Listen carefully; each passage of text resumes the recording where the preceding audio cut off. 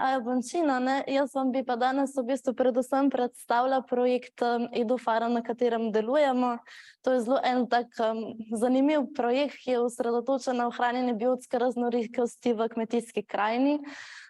Mogoče tako za začetek, kmetijska krajina kot sama je kar precej mogoče spregledana tudi kot eden izmed pomembnih življenjskih prostorov za mnoge organizme.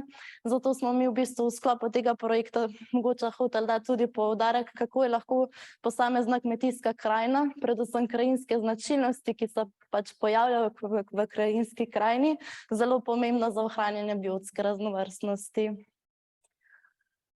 Če gremo naprej. Samo trenutek. Začela bi v bistvu nekako malo o samemu projektu EduFarm. Projekt EduFarm v bistvu nekako dva glavna cilja tega projekta, ki smo si jih zadali, je predvsem razvoj ekonomsko vzdržnega, trajnostnega modela upravljanja kmetij v naravovarstvenih območjih. S tem smo v bistvu želeli poudariti nekako problematiko kmetij, ki se nahajajo v naravovarstvenih območjih. Pogosto v bistvu je za kmetovalca, imajo mogoče nekakšen takšen malo bolj negativen prizvok v smislu, ko imajo kmetije znotraj naravovarstvenih območij. Pogosto mogoče imajo občutek, da lahko so ekonomsko v bistvu na slabšem položaju zaradi tega. Mi pa želimo v bistvu v sklopu projekta pač prikazati ravno nasprotno, da se da v bistvu z nekim alternativnim upravljanjem kmetije v naravovarstvenih območjih upravljati kmetijo tudi ekonomsko vzdržno. Drugi pomemben cilj pa je bil tudi v bistvu razvoj izobraževalnih orodij in sicer za različne tarčne skupine, pri čemer smo želeli res poudariti to pomembnost ohranjanja biotske raznolikosti v kmetijski krajini. Če pogledamo v bistvu del projekta EduFarm, je del v bistvu pilotnega projekta. Pilotni projekti so del ki so v bistvu financirani s strani Ministrstva za kmetijstvo in v bistvu vpeljujejo nekako sodelovanje med raziskovalnimi in izobraževalnimi inštitucijami ter povezuje tudi same kmetije. Se pravi, da se naredi nek tak, recimo most. V bistvu na teh projektih se lahko pač v bistvu včlanijo čisto vse kmetije. Seveda je tukaj pogoj v bistvu sodelovanje z izobraževalnimi inštitucijami in pa tudi v bistvu, da imajo prijavljeno kmetijsko dejavnost. Naša v bistvu pilotna kmetija je kmetija Mahne. V nadaljevanju vam bom predstavila tudi gospo Liljano Mahne. V bistvu tukaj smo razvijali v sodelovanju s to kmetijo predvsem celoten ta model in kot test v bistvu celotnega modela, ki smo ga razvili, pa smo testirali z testno kmetijo Lambergar, katere nosilka je pa v bistvu Petra Sladek-Ašur. Kaj vse smo mi v bistvu naredili, je fokusirali smo se v bistvu na analizo krajinskih značilnosti. Kaj so krajinske značilnosti? So v bistvu posamezni elementi v krajinski krajini. To so lahko mejica, visokodebelni sadovnjak, recimo vodno telo, posamezni elementi krajine. Mi smo predvsem iskali v bistvu povezavo med krajinskimi značilnostmi, ki so v krajini in tistimi, za katero v bistvu lahko kmetovalci uveljavijo finančne mehanizme. Potem smo razvili številne izobraževalne delavnice. V bistvu končno ena izmed pomembnih stvari je vpeta tudi v bistvu nekako oblikovanje spletnega vprašalnika, kjer smo želeli v bistvu razumeti problematiko oziroma poznavanje krajinskih značilnosti strani kmetij, ter tudi samo poznavanje finančnih mehanizmov, ter mogoče tudi zakaj iskanje potencialnih razlogov, zakaj pa mogoče uporaba finančnih mehanizmov, ki so trenutno na voljo, ni v takšni uporabi, kot bi lahko bila. Na podlagi tega smo v bistvu razvili dva priročnika, ki jih bom v bistvu tudi malo bolj podrobno v nadaljevanju predstavila. Obe kmetiji, tako testno kot pilotna kmetija, se nahajajo v Sloveniji. Pilotna kmetija Mahne se nahaja znotraj naravovarstvenih območij. Ta druga kmetija, kmetija Lambergar, katere lastnica pa je Petra, se pa nahaja v bistvu v občini Litiji. In se sicer ne nahaja znotraj naravovarstvenih območij, ampak vseeno je zelo taka, v bistvu, kako bi rekla, biodiverzitetna kmetija, ki se aktivno ukvarja z izobraževalnimi dejavnosti različnih tarčnih skupin. S kmetijami smo v bistvu aktivno razvijali tudi te modele, v bistvu ekonomske modele in upravljanja kmetij v naravovarstvenih območjih. Zdaj, mogoče same krajinske značilnosti v grobem delimo v 3 sklope. Jaz bi vam rada predstavila v bistvu krajinske značilnosti, ki smo jih mi identificirali, kot za katere obstajajo finančni mehanizmi. Tukaj recimo so prikazane rastlinske, recimo tukaj se vidite gozdno zaplato, vodno telo z obvodno vegetacijo, posamezne robove njiv, vlažni travniki, mejice, v bistvu visokodebeljni travniški sadovnjak ter tudi posamezna drevesa in grmovja. Drugi sklop predstavlja geomorfološke in reliefne krajinske značilnosti, pod katere spadajo v bistvu podprte terase.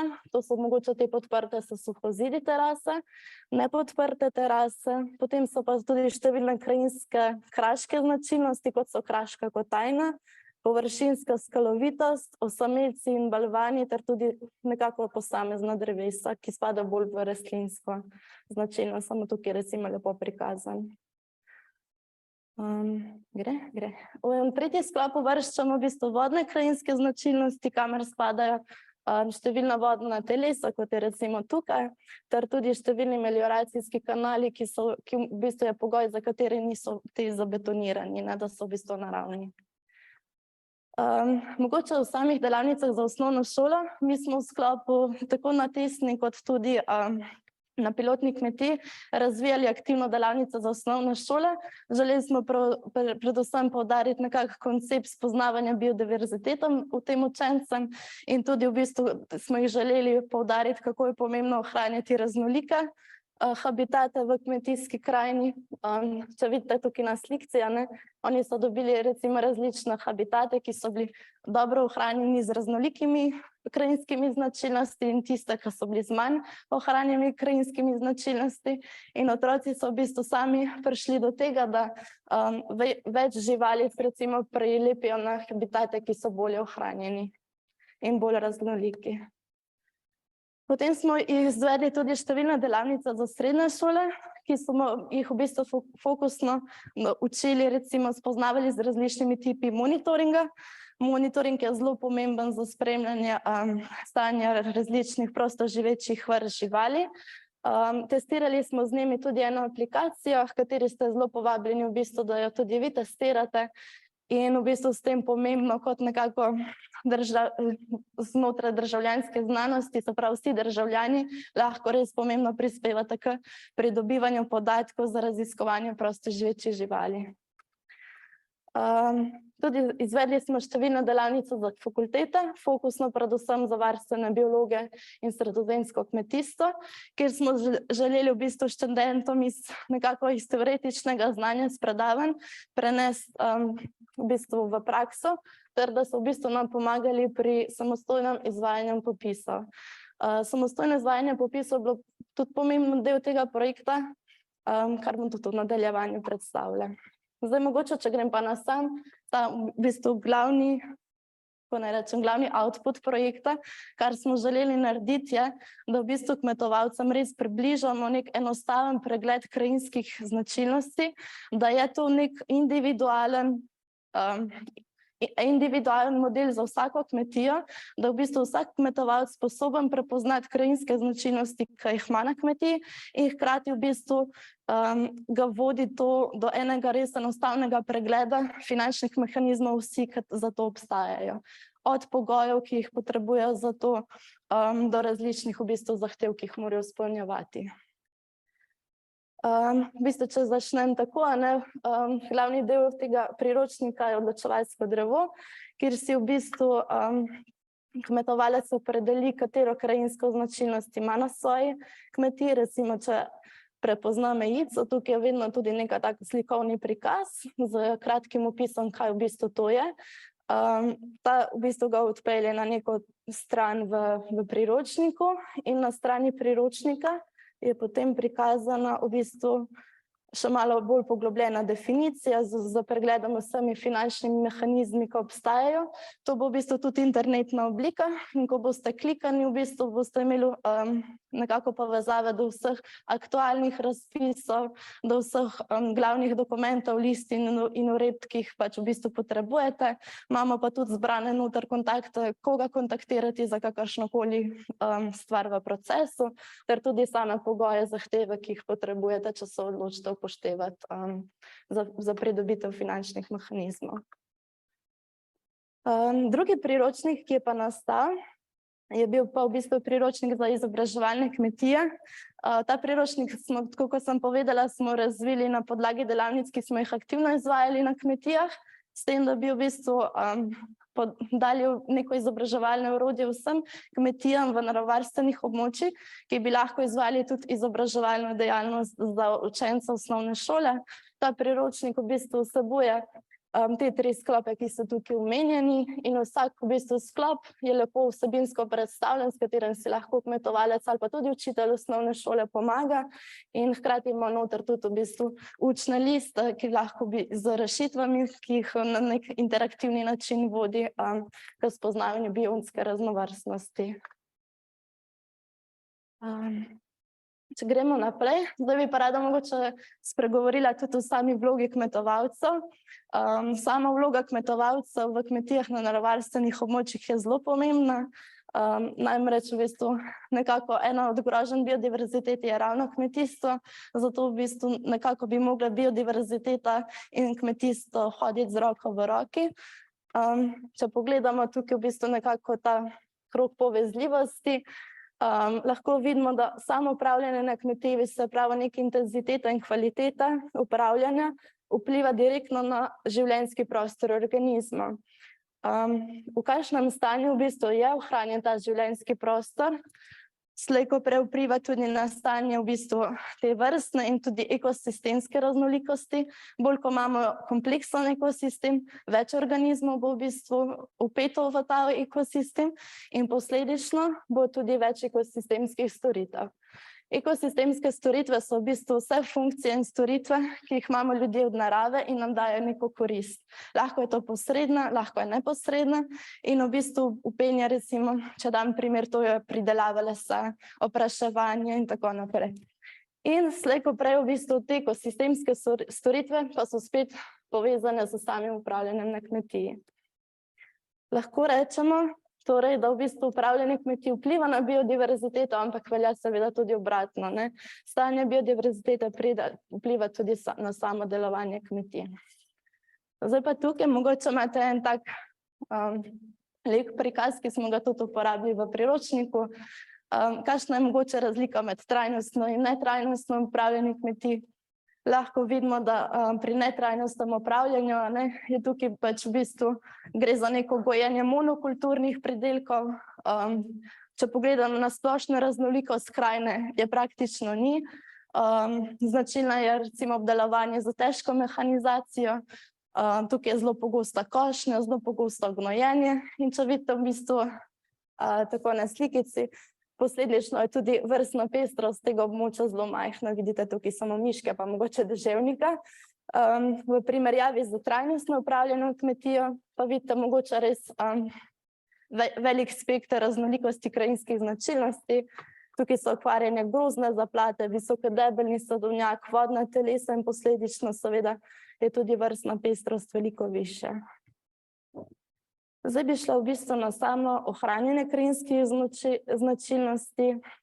Kako v bistvu smo zdaj mi želeli pa kmetovalcem res na nek tak enostaven način prikazati to povezavo med biodiverziteto in med upravljanjem kmetije. Res smo si želeli nekako enostavno odgovoriti na vprašanje, ali je res to ohranjanje raznolikih krajinskih značilnosti, ali res to vpliva na stopnjo biodiverzitete.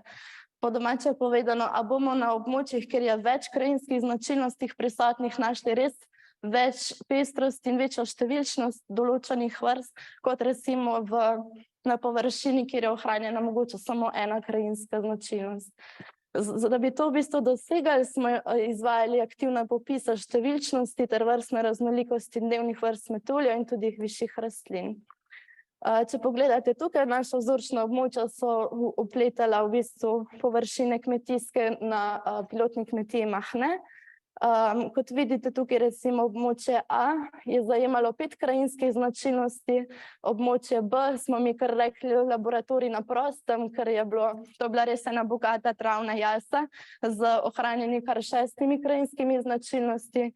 Bilo je ekstenzivno upravljena, se pravi, v bistvu ni bila gnojena, bila je mogoče pokošena enkrat do dvakrat letno, za pozno košnjo. In za primerjavo smo v bistvu vzeli tudi območje, kjer je bila prisotna samo ena krajinska značilnost in to je bil intenzivni nasad orehov. Kot smo v bistvu tudi pričakovali, moramo poudariti, da tudi v kmetijski krajini na različnih krajinskih značilnostih so lahko prisotne tudi številne redke in ogrožene vrste, so posebni naravovarstvenim statusom. Mi smo celo dobili vrste habitatne direktive, to je travniški postavnež in tudi močvirskega cekinčka in tudi številne druge. Zdaj pa tako, to so pa nekako te najbolj pomembni rezultati, ki v bistvu nekako pričajo po svoje. Če tukaj pogledate na območju, kjer je bilo 6 krajinskih značilnosti, smo našli v bistvu skoraj enkrat večje število rastlinskih vrst in tudi dnevnih vrst metuljev v primerjavi z mogoče krajinsko značilnostjo, ki je bilo prisoten samo intenzivni nasad orehov. Če pogledamo številčno, to je v bistvu nekako številčnost metuljev na samem območju, kjer je največ krajinskih značilnosti, je bila skoraj 10-krat večja, kot v smislu na krajinskih značilnosti, mislim na območju, kjer je bila samo ena krajinska značilnost. Če gremo naprej. Zdaj bi vam pa v nadaljevanju v bistvu predala tudi besedo naši Lili in Petri. Oni vam bi predstavili v bistvu nekako primere dobre prakse kmetij v naravovarstvenem območju. V bistvu nekako bi odgovorila na vprašanje, kaj pa res lahko kmetije v naravovarstvenih območjih počnejo. Jaz sem zelo vesela, da sem jih spoznala, ker oni res so mogoče en primer kmetijstva, ki ni v surovem pomenu, recimo, ko si predstavljaš kmetovanje, pomisliš mogoče na intenzivno živinorejo ali pa mogoče na gojenje, na pridelavo vrtnin in tako. Oni dve pa vam boste mogoče predstavili, kako lahko tudi kot finančno, da se ti nekako splača, izvajaš različne aktivnosti in hkrati v bistvu tudi ohranjaš biotsko raznovrstnost. Pa bi kar predala besedo Petri. Petra, si z nami?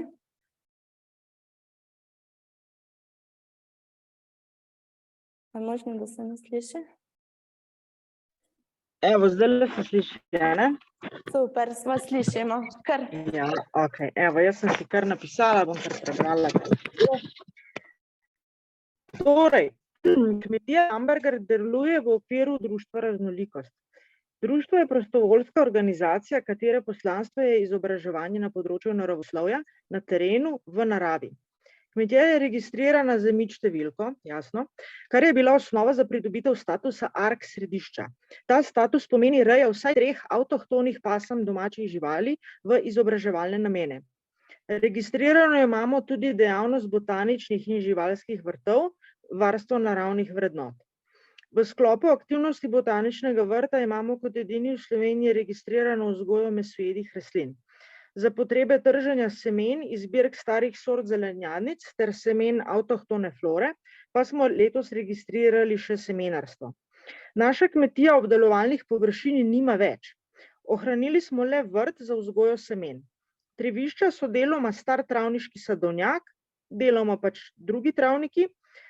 Vsa so ograjena v čredinke, po katerih premikamo živali tako, da se ohranja in spodbuja pestrost naravne travniške vegetacije.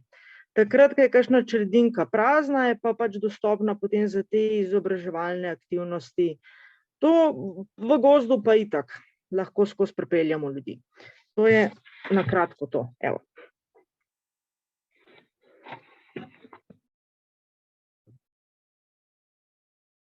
Bi samo... Kaj pa sem bila?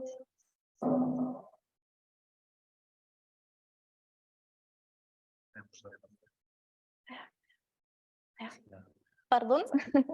Jaz bi samo še mogoče kot dodatno povedala, da Petra se tudi aktivno ukvarja z izobraževanjem, organizira različne delavnice za različne ciljne skupine in v bistvu se aktivno udeležuje tudi v projekt, kot je recimo naš projekt, ki ga danes predstavljamo. Zdaj pa bi predala besedo Lili. Lili, ste z nami? Ja, živijo, se slišimo. Me slišite? Se sliši, ja. Ok, dobro. Lepo pozdravljeni tudi v mojem imenu. Kot je bilo že povedano, je kmetija Mahne v projektu, ima vlogo pilotne kmetije, katera naloga je predvsem, da razišče in definira, kako se organizira upravljanje take kmetije in predvsem od kje se dobijo prihodke, da je kmetija lahko tudi trajnostno naravnana. Torej, kot je bilo že povedano, je naša kmetija v naravovarstvenem območju Natura 2000, to je približno polovico od 42 hektarov velike kmetije, na vodovarstvenem območju, na gozdnem rezervatu, na ekološko pomembnem območju, na OMD območju in na območju kulturne krajine. Bi rekli, da je to za polno kmetij slabost, za nas pa dejansko, vsaj za mene osebno, pa to predstavlja strateško prednost. No, in upravljanje kmetije imamo definirano kot eno aktivno sodelovanje z deležniki, in to upravljanje kmetije imamo organizirano na 3 načine, in sicer na območju Nature 2000, to je približno polovico kmetije, smo kot en tak prihodek kmetije definirali tudi to, da smo se vključili v ta kmetijsko-okoljski ukrep Habitat. Na območju kulturne krajine, kar je druga polovica kmetije in kot imamo tudi na Satorehu, smo definirali v okviru tega projekta tudi 3 oziroma 2 parcele, ki jih imenujemo laboratorij na prostem ali pa učilnica na prostem.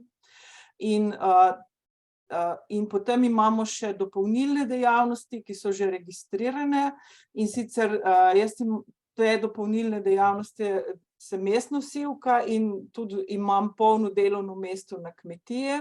Iz teh dejavnosti se tudi ustvarjam prihodke, in sicer prva je ta izdelki iz lokalne samooskrbe, to je kulinarična dediščina, divja hrana in zelišča. Potem imamo izobraževanja. Izobraževanja so v zvezi s kulinarično dediščino, divjo hrano in tudi v bistvu v povezavi s to novo dejavnostjo biodiverzitetne kmetije.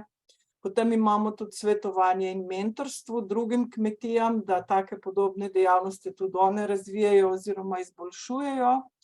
Kot eno zanimivost imamo registrirano in tudi tržimo te tematske zbirke. Mi to imenujemo biokulturna dediščina.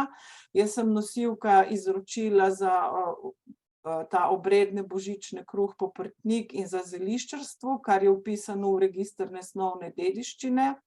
V zvezi s tem izvajamo interpretacijo te dediščine, po domače povedano, kako razložiti in predstaviti pomen in vrednost teh vsebin v obliki kreativnih doživetij za končne uporabnike. Registrirano imamo tudi terapevtsko kmetijo oziroma socialno-varstvene dejavnosti, v okviru katerega posebej razvijamo vsebino terapevtske hrane. In potem v okviru tega projekta, ki smo organizirali ta laboratorij na prostem, smo tudi nekako ugotovili, da je tu kot neka priložnost za pobudo, da se lahko nove dejavnosti razvijajo na kmetiji ali pa da bi sploh mogli v sistemu dopolnilne dejavnosti razmišljati o tem, da bi kmetije tudi lahko imeli registrirano in tržile raziskave in razvoj oziroma trgovanje z biodiverziteto in s CO2-jem. No, v okviru tega upravljanja kmetije jaz tudi zagovarjam poslovni model, da je zelo dobro, oziroma vzdržno, da kmetija recimo 60% s to osnovno kmetijsko dejavnostjo, kakor imamo mi to ekstenzivno kmetovanje na Satorehu in dopolnilno dejavnost, da se s tem ustvari vsaj 60% prihodkov in da se izboljšave in dvig kakovosti dejansko dosega z novimi projekti oziroma sodelovanjem na najrazličnejših razpisih, kakor tudi mi zdaj sodelujemo z Univerzo na Primorskem, in da je prihodek iz teh novih projektnih dejavnosti približno 40%. Mi kot kmetija dejansko dosegamo to razmerje in tudi trdimo, da je tu ena vzdržnost, ki lahko velja tudi za biodiverzitetne kmetije. Potem pa za zaključek bi lahko rekla, biodiverzitetna kmetija je nov poklicni profil, ki ga še nimamo v standardni klasifikaciji dejavnosti, dejansko tu ne moreš iti kar registrirati. Mi se na trgu in v projektih dokazujemo s portfeljem, z dokazili, se pravi z nekim fasciklom, v katerega zlagamo vsa ta dokazila, ki dokazujejo to sposobnost. In druga trditev je, da v verigi vrednosti turizma, izobraževanja, zdravja in dobrega počutja, tako organizirana in upravljanja biodiverzitetna kmetija lahko zaseda pomembno mesto do končnega kupca in opremljena z novimi znanji in kompetencami za končnega kupca ustvarja rešitve in ne zgolj proizvode in storitve. Torej, povabilo velja tako za kmetije, destinacijske organizacije, raziskovalne ustanove in ustvarjalce politik, da v bodoče na biodiverzitetne kmetije vključujejo v svoje delo in sodelovanje. Hvala lepa.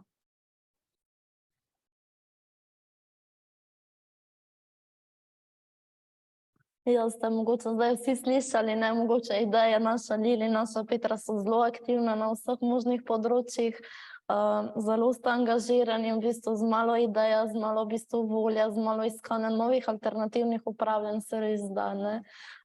Najlepša hvala Lili in Petra za to lepo predstavitev. Jaz bi vas pa povabila, da mogoče nadaljujemo naprej z nekako rezultati raziskave, to je ta spletni vprašalnik, ki sem ga v bistvu na začetku omenila, ki smo ga v bistvu oblikovali na nek način, da bi nekako prepoznali, do kakšne stopnje kmetovalci pa prepoznavajo krajinske značilnosti na svojih kmetijah, a jih znajo povezati z obstoječimi finančnimi mehanizmi, ki trenutno obstajajo, a so ti finančni mehanizmi nekako v uporabi oziroma neuporabi, v kakšni stopnji so, ter zanimalo nas je tudi v bistvu samo stališče kmetovalcev do ohranjanja biotske raznovrstnosti.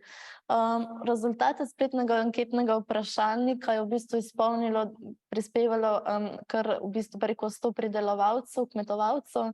Imeli smo zelo veliko odzivnost, na samo anketo je kliknilo tudi celo preko 500 kmetovalcev, se pravi neka ta tematika je zanimiva za kmetovalce, mogoče marsikateri kmetovalec tudi prepoznava v bistvu nekakšne v bistvu koristi od ohranjanja biotske raznovrstnosti.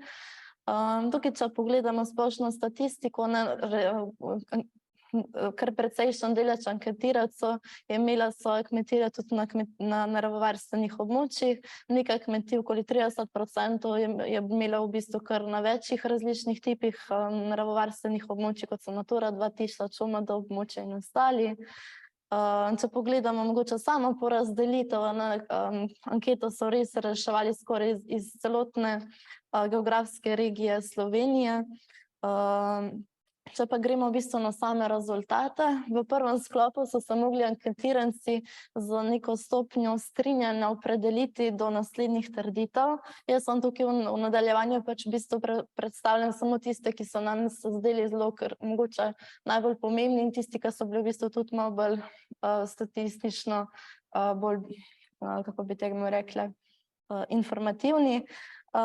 Kmetovalci so se kar nekako v visokem deležu strinjali, da so sicer informacije o obstoječih finančnih podporah razumljive, kljub temu pa je kar 50% v bistvu neopredeljenih tukaj in enaki delež v bistvu kot nekako se strinja, so tudi določen delež še vedno ne strinja, da so te informacije o obstoječih finančnih mehanizmih razumljive. Nekako, če tukaj pogledamo, se le del strinja z naslednjo trditvijo in sicer, da je pridobitev subvencij in ostalih finančnih mehanizmov za ohranjanje biotske raznovrstnosti primerna za vse vrste kmetij. Tukaj v bistvu dejansko večina se ni strinjala s to izjavo, se pravi, niso mnenja, da so ti finančni trenutni mehanizmi primerni za vse tipe kmetij. Naslednja trditev, ki pa je bila mogoče res zelo je pokazala neka mogoče smer, ki bi jo lahko v prihodnosti tudi izboljševali, pa je, da se več kot večina kmetovalcev strinja, da mogoče so razpisi in dodatna dokumentacija za pridobivanje finančne podpore za ohranjanje biotske raznovrstnosti na kmetijah napisane kar v njim težko razumljivem oziroma preveč strokovnem izrazoslovju. Torej v bistvu tukaj je neka problematika razumevanja, ki nastane na splošno v samem procesu pridobivanja. Naslednja trditev je nekako kar velik delež se je s trditvijo strinjal, da so v bistvu te informacije o obstoječih subvencijah za ohranjanje, da so dostopne, vseeno pa je tudi kar visok delež, da niso tudi lahko dostopne. Nadaljnja analiza je pokazala tudi, da v bistvu največ informacij dobijo glede finančnih mehanizmov so strani kmetijskih svetovalnih služb in druga v bistvu je bila zelo na visokem rangu tudi v bistvu, da je ta dostopnost preko ministrstev z različnimi v bistvu dokumentacijami, ki so naložene na spletnih straneh. Zadnja v bistvu izmed trditev pa je bila, da je pridobitev subvencij in stalnih finančnih podpor, da je enostavno, s tem se zelo malo kmetovalcev strinja, več kot večina se v bistvu ne strinja s tem, se pravi mogoče v prihodnosti bi bilo dobro delati na samem sistemu, kako v bistvu nekako olajšati tudi kmetovalcem sam ta proces pridobivanja finančnih podpor. V drugem sklopu so mogli kmetovalci prepoznavati različne tipe krajinskih značilnosti. Mi lahko rečemo, da smo bili zelo pozitivno presenečeni. Izkazalo se je, da večina kmetovalcev zelo dobro prepoznava krajinske značilnosti, ampak če pa pogledamo samo uporabo, ali za te krajinske značilnosti dejansko uporabljajo te finančne mehanizme, pa v bistvu pri vseh krajinskih značilnostih pokazalo podoben, recimo relativni delež, da še niso uveljavljali oziroma mogoče, da niti ne poznajo. V smislu, recimo, da ne poznajo, je majhen delež pri takšnih krajinskih značilnosti, ki so zelo pogoste, za recimo te visokodebljene travniške sadovnjake poznajo recimo ali pa so že uveljavljali, je to teh finančnih mehanizmov veliko večji meri, kot v smislu krajinske značilnosti vlažnih travnikov, ki jih mogoče tudi težje prepoznajo na samih kmetijah, da jih sploh recimo imajo. Tukaj je bila ena zanimiva, ne vem, tako statistika, ne, to je veljalo v bistvu za večino teh krajinskih značilnosti znotraj vprašalnika. Razlika je v tem, če so recimo kmetovalci imeli prisotno na svoji kmetiji neko krajinsko značilnost, so tudi finančne mehanizme za to krajinsko značilnost veliko boljše poznali v primerjavi z recimo kmetovalci, ki krajinske značilnosti na kmetiji niso imeli. Če pogledamo v zadnjem sklopu, smo želeli nekako opredeliti, kakšno imajo stališče kmetovalci do ohranjanja same biotske raznovrstnosti, je to pozitivno, je to negativno. Zanimivi rezultati so bili, da več kot v bistvu 90% kmetovalcev se strinja oziroma je prepoznala to, da je ohranjanje biotske raznovrstnosti na kmetiji pomembno. Ko pa je v bistvu prišlo do vprašanja v smislu, kakšne koristi ali pa kakšne ugodnosti, ali imajo ugodnosti od biotske raznovrstnosti, pa je ta delež v bistvu enkrat manjši, ne? Ali prepoznavajo recimo, da večja biodiverziteta pomeni tudi recimo večji donos pridelka, večjo kakovost pridelka in tako naprej. Tega pa mogoče poznavajo v veliko manjši meri kot recimo samo dejstvo, da je to za njih pomembno. V naslednjem sklopu so se mogli tudi v bistvu oceniti stanje biotske raznovrstnosti na kmetijah po različnih taksonomskih skupinah. Kmetovalci so na svojih kmetijah pozitivno ocenili, da imajo dober, velik delež ohranjenih predvsem rastlinskih vrst, opraševalcev in ptic. Zelo zanimivo je bilo pa pač, da je ta procent ocene stanja oziroma ohranjenosti biotske raznovrstnosti neprimerljivo manjši za dvoživke in tudi za plazilce. Od teh razlogov mogoče je, ker so na splošno predvsem dvoživke res v hudem popadu na globalni ravni. Mogoče drugi razlog bi lahko bil, da v bistvu so mogoče imajo malo bolj skrivno življenje od ostalih mogoče taksonomskih skupin, da jih ni lahko mogoče videti. Tretja lastnost mogoče pa bi lahko bila, da dvoživke še zdaj da veliko ljudi ne prepoznava v celoti, recimo poznajo mogoče žabe, poznajo mogoče močerade, ampak recimo neke pupke pa mogoče marsikdo ne ve, da obstajajo.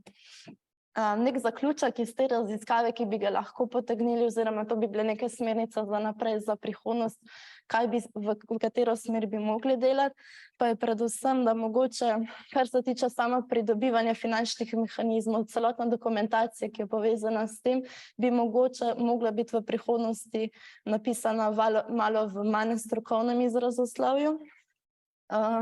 Zanimivo se je izkazalo, da kmetovalci dejansko prepoznavajo biotsko raznovrstnost kot neko vrednoto, hkrati pa zelo težko povezajo s tem, da mogoče ali imajo sploh kakšne dejanske ugodnosti od tega, da ohranjajo visoko biotsko raznovrstnost na kmetijah. To bi lahko mogoče delali v smislu prihodnosti malo več izobraževanja v sklopu tega. Glede svetovalnih služb smo v sklopu Delfi analize v bistvu nekako je nakazalo na to, da mogoče pride v vrzeli med kmetovalcem in samimi svetovalnimi službami. Mogoče kmetovalci sami niti ne znajo oceniti, kaj imajo mogoče na svojih kmetijskih površinah in zakaj bi mogoče lahko se potegovali, in ta vrzel mogoče včasih je ena od razlogov, da mogoče se tudi ne odločajo za uporabo kakšnih mehanizmov. In potem bi mogoče s tem končali in bi šla mogoče res sem še na predstavitev mogoče en izmed del finančnih mehanizmov, ki so opisane tudi bolj podrobno znotraj priročnika, ki nastaja. Moram povedati tudi, da ta priročnik bo objavljen na spletu. Lahko nam pustite v bistvu ime in naslov in vam ga bomo tudi posredovali, zdaj mogoče res v zadnjih fazah. In ko ga boste imeli, boste lahko mogoče kliknili na to in vam bo dalo v bistvu nekaj enostaven pregled vsega, kar obstaja trenutno za ohranjanje biotske raznovrstnosti, glede na krajinsko značilnost, ki jo imate, ne? Na kratko bi predstavila del KOP naravovarstvenih ukrepov. Kaj so to sploh KOP? To so kmetijsko-okoljska podnebna plačila. V bistvu to so nekako s tem z uveljavo kmetijskih okoljskih podnebnih plačil so v bistvu stimulira kmetovalce za ohranjanje krajinske biotske raznovrstnosti. Pričakovani rezultati oziroma cilji tega so, da se ohranja biotska raznovrstnost in krajina, da podpira pri ustreznem gospodarjenju z vodami, upravljanju s temi ter blažijo in pomagajo prilagajati kmetovanje podnebnim spremembam. V bistvu so nekako, če pogledamo, skupna kmetijska politika je eden izmed pomembnejših dokumentov, kar se tiče kmetovanja na evropski ravni. Razdeljuje se glede finančnih mehanizmov v Sloveniji na prvi in drugi steber. Med prvi steber spadajo predvsem neposredna plačila z kmetijske prakse z naslova zelene komponente in predstavljajo lahko tudi stalen dohodek. Krajinske značilnosti, ki smo jih pa mi prepoznali, so pa predvsem bolj vpete v finančne mehanizme drugega stebra, ki so v bistvu del izvajanja programa razvoja za podeželje. To je nek tak krovni dokument na ravni, kjer se uveljavlja v bistvu trajnostno in okolju prijazno gospodarjenje in predstavlja kot neko v bistvu dokument oziroma krovna sredstva za vse evropske države članic, ki sodelujejo v tem, da v bistvu se nekako promovira in stimulira kmetovalca za ohranjanje biotske raznovrstnosti, s tem, da v bistvu kmetovalci izvajajo neke nadstandardne kmetijske prakse, ne pa recimo kot neke osnovne kmetijske prakse. Se pravi, se v bistvu promovira nekako ohranjanje biotske raznovrstnosti. Kaj je pomembno? Da te plačila v bistvu spodbujajo izvajanje teh praks, ki presegajo obvezne standarde. Vsako recimo KOP operacijama podane različne zahteve, ki jih kmetovalec mora dosegati in izvajati, da v bistvu na koncu dobi izplačilo. To je treba poudariti, da to ne gre za dohodkovna plačila, ampak gre za plačila za v bistvu kritje dodatnih stroškov, ki nastanejo zaradi tega okoljskega sonaravnega upravljanja kmetij z nadstandardnimi kmetijskimi praksami ter tudi v bistvu kritja izgub prihodka zaradi izvajanja teh nadstandardnih zahtev. Na ta način ne dobi kmetovalec eno tako lepo vlogo kot skrbnik okolja in prispeva na vse k temi cilji, ki smo si jih zadali znotraj COP-COP-a. Če na kratko povzamem, v bistvu pri COP-COP-u gre za krovni dokument, oziroma ukrepe, ki so razdeljene na različne operacije. Ko se kmetovalci odločajo za recimo različne te operacije, ki bi se jih oni radi pač prijavili in imeli izplačila iz tega, morajo biti prozorni v bistvu, ker ima vsaka operacija recimo mora biti navezana na GERK za specifično vrstno rabo zemljišča. Recimo, ne vem, pri vinogradništvu mora biti GERK klasificiran kot raba zemljišča hmeljišče. Če gre to za neke travišne habitate, metulje, posebno travišne habitate in tako naprej, mora biti GERK klasificiran kot trajno travinje in tako naprej. Morate vedeti, da tudi recimo COP operacije, vsake operacije mora se dobro preštudirati, ker vsebuje te, ki so obvezne zahteve, ki jih kmetovalec mora izvajati, potem so pa še tukaj opcijske zahteve, ki se jih lahko izvaja ali pa tudi ne, in to je tudi odvisno od operacije. Ena operacija zahteva tudi obvezno izvajanje teh opcijskih zahtev. Če gremo naprej, mogoče bom kar klele končala, da ne bomo predolgi, ampak mogoče ena taka zelo zanimiva stvar za prihodnost. Jaz sem se udeležila tudi usposabljanja za COP smernice, tudi na teh predavanjih so zelo povedali in poudarili, da v bistvu vse več finančnih mehanizmov, ki bojo na voljo v prihodnosti, bo usmerjeno na samo ohranjanje biotske raznovrstnosti. Mogoče ta delež je trenutno manjši, ampak v prihodnosti na podlagi SKP dokumenta, ki bo začel veljati od 2023 do 2027, bojo tudi v bistvu same krajinske značilnosti res vpeta v uveljavljanje subvencij, ta delež bo veliko večji. Tudi prišlo bo do zelenitve neposrednih plačil. Uvedla se bo tudi nova intervencija za varstvo okolja. Recimo eno od teh, ki še ni bilo, so recimo plačila Natura 2000, izvajanje ukrepov v zavarovanih območjih in tako naprej. Tako da v teh SKP dokumentu se v bistvu tudi omenja, ta, ki bo začel veljati od 2023 do 2027, da bo biti večji del proračuna, kot je bilo v preteklih letih, res namenjen za podnebnim ukrepom in ohranjanje biotske raznovrstnosti. Tako da jaz bi pa mogoče klele končala, da nismo predolgi in upam, da ste se imeli fajn in da ste kaj odnesli od tega. Hvala.